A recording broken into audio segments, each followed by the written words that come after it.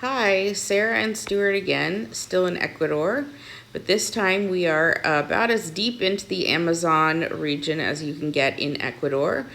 We are in the Cuyabeno National Animal Reserve. So here we spent 4 nights and 5 days enjoying this amazing scenery. Some wildlife, although not much of it held still for us to take pictures of. Coming up, we're going to take a look at where we are on the map. So here we see the map of Ecuador, and I've circled the region that we're going to zoom in on. So you can see we're in the northeast corner of the park, and this yellow line shows our approximate route from our lodge down to the indigenous village that we visited near the end of our stay. We stayed at Cuyabeno River Lodge, which you can see here on the riverbanks. The only way to access the lodges within the reserve are via these motorized canoes. We saw tons of different birds during our stay in Cuyabeno. You can see here the drop nests of the yellow rumpled cacique, which is a beautiful, vibrant yellow and black bird. We saw tons of, but they didn't hold still enough for us to get a picture of. We also saw cormorants, which the locals call a snake bird. It's the way its long, skinny neck looks like a snake. Greater Annie, stinky turkey, which is coming up. And from a distance, we saw a woodpecker, macaws, and parrots.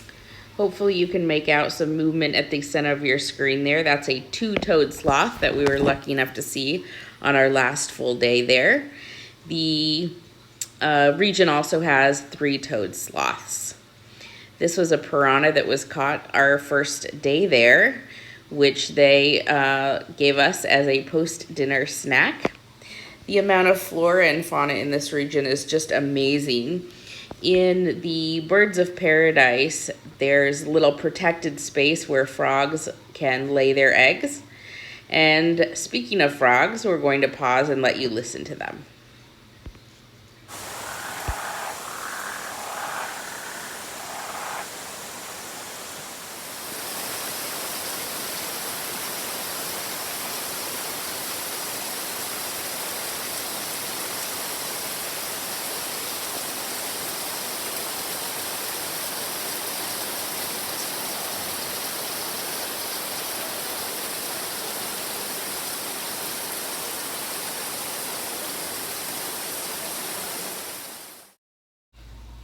That second sound clip was a panoramic done from the hammock area. You can hear that really, really strong rain that happens usually a couple times a day. Most of the time we were lucky enough to be inside and under cover when it happened, but we did get caught out once in the canoe during our trip to the indigenous village. And actually, unfortunately, with all of our luggage, we were caught out waiting for the bus away from the area. Here at the top of this log, you can see a stinky turkey. He actually can fly, but not very well, we've been told. This is the lagoon area that completely dries up during the dry season, so you can actually walk across it. During the wet season, which started in December, it fills with water, and the pink dolphins that are native to the area tend to hang out here during the wet area, whereas they retreat up more into the rivers when this dries out in the dry season. The equator does run through this lagoon, so coming up you'll be able to see where we took a reading of the GPS coordinates with our Garmin. Some of the other animals that we were able to see but not get pictures of were a South American bullfrog, a tiny frog about the size of a nickel, a caiman, squirrel monkeys, and some ones that we heard about but did not get to see were capuchin monkeys, pocket monkeys, capybaras, tapirs, and giant otters.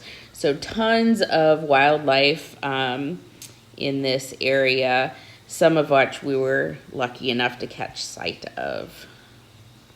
One of the main reasons we decided to come to the area was to see the pink dolphins. So we were super excited that we did actually get to see them. And it turns out they're not always pink. When it's not mating season, they tend to look gray like many other dolphins. So we were here at a good time and we're lucky enough to see him. These videos that you're watching are a compilation of videos that we took and the videos that another member of our tour group took and was nice enough to share with us. The dolphins like to hang out and feed in the lagoon area during the wet period, while they retreat into the rivers during the dry period. From the lagoon area, we headed south to the indigenous village of the Sequoia people, and there they showed us how to make yuca or cassava bread. Here you can see me pulling the yuca out of the ground, and there's Stuart shredding them. They're then super dried out and cooked to make this flat bread that's made only out of yuca. There are no additional ingredients. Also, while we were there, we were able to try what they call a machete guava. It's in this long seed pod that looks like a machete, and inside is a white fruit, very, very thin layer of fruit over a very large black seed.